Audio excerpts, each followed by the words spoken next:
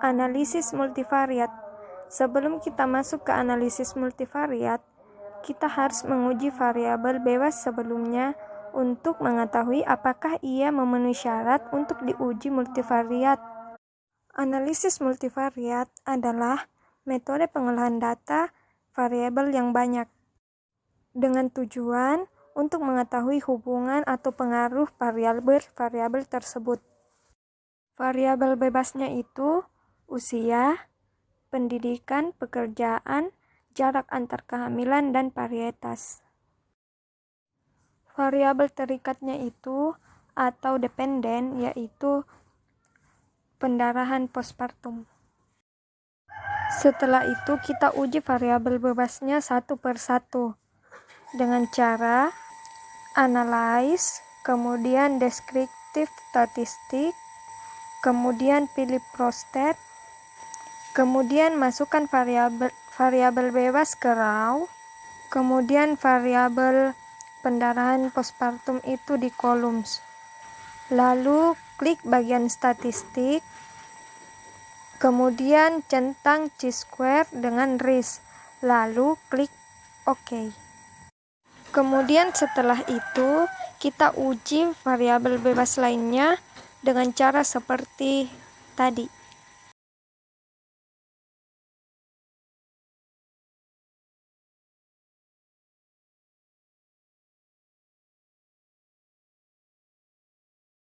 Setelah semuanya diuji, kita perhatikan nilai p-value dengan nilai OR. Nilai OR itu jika semakin besar maka semakin bagus. Sedangkan kebalikannya, nilai signifikan itu semakin kecil maka semakin bagus. Setelah kita perhatikan, maka yang layak diuji itu jarak antar kehamilan, usia, dan varietas. Uji bivariat, kita masuk di analyze, kemudian regression, kemudian binary logistik, kemudian masukkan pendarahan postpartum ke kolom dependen, kemudian variabel bebasnya itu masuk di covariat seperti usia, jarak antar kehamilan, dan varietas.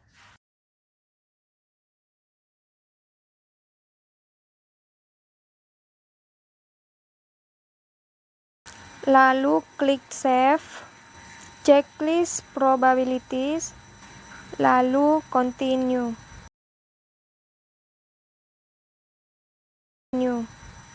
Lalu klik option, checklist bagian CI for PB, lalu continue. Lalu klik OK.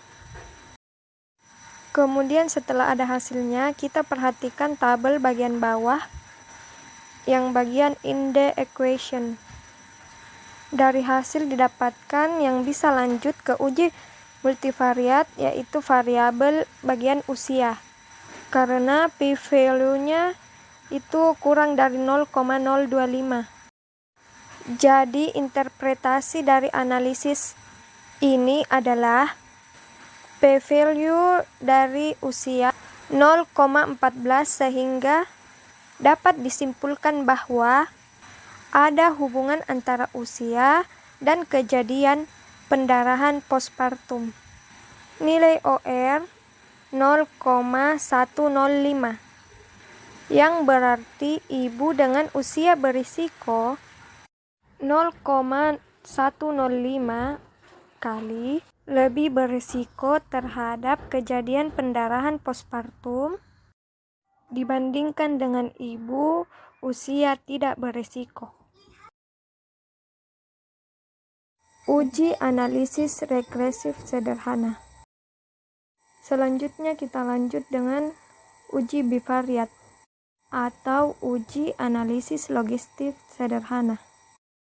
Kemudian kita klik analyze, kemudian deskriptif statistik, kemudian crossstat, kemudian masukkan variabel bebas yaitu usia ibu ke raw, kemudian variabel terikatnya itu di columns, lalu klik statistik, centang bagian chi-square dan reach, lalu continue, lalu klik OK. Kemudian kita uji variabel bebas selanjutnya dengan cara seperti tadi.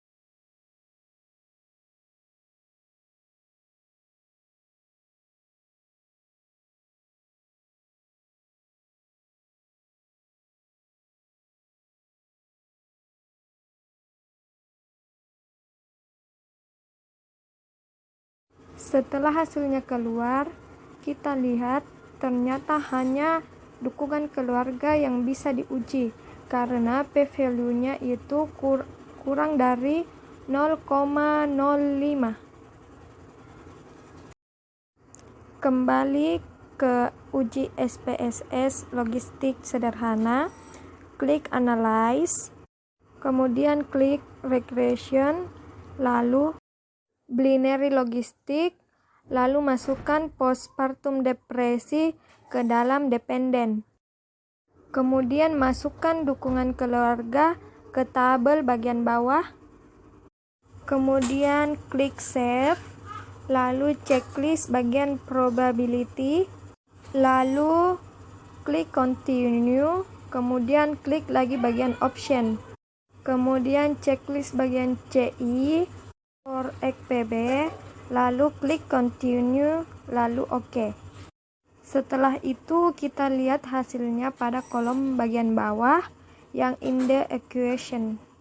Setelah kita lihat hasilnya, ternyata p-value-nya itu kurang dari 0,025 karena yang kita dapat itu hasilnya 0,000 dan nilai OR-nya itu kita lihat pada kolom PB yaitu 0,004. Jadi kesimpulannya yaitu ada hubungan antara dukungan keluarga dengan kejadian postpartum depresi. Analisis logistik linear berganda. Kita masuk pada bagian analisis logistik linear berganda. Ini dapat digunakan untuk menganalisis satu atau lebih variabel dependen atau 3 atau lebih variabel independen. Bedanya dengan analisis sederhana, kalau analisis sederhana itu satu variabel dependen dengan satu variabel independen. Kemudian kita masuk ke bagian langkah-langkahnya, yaitu klik Analyze, kemudian Regression, kemudian klik Linear, kemudian masukkan pendarahan postpartum ke variabel dependen, kemudian masukkan usia, jarak antar kehamilan dan varietas ke kolom independen. Lalu klik statistik, kemudian checklist bagian estimate dan confidence interval, lalu continue. Selanjutnya klik bagian save, kemudian checklist bagian DF beta,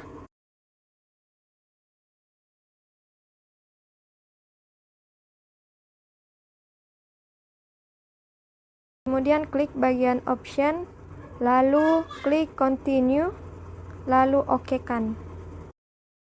Kemudian yang kita perhatikan itu bagian kolom signifikan, lalu perhatikan nilai T.